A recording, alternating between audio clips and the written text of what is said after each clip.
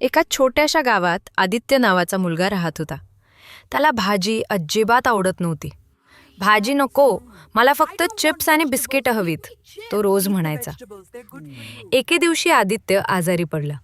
त्याला थकवा येत होता आणि खेळताना दम लागत होता.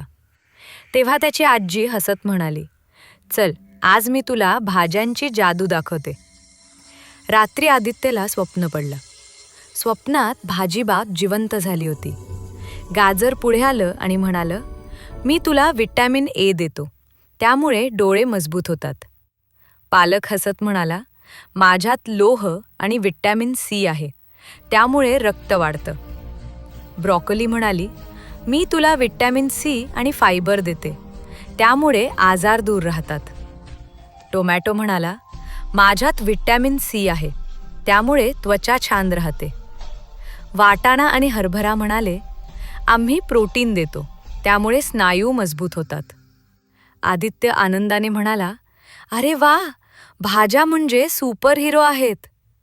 सकाळी उठून तो आईला म्हणाला, आई, आजपासून मी रोज भाजी खाणार. दररोज भाज्या खाल्ल्याने शरीराला प्रोटीन, विटॅमिन्स आणि ताकद मिळते. भाजी खा, निरोगी राहा.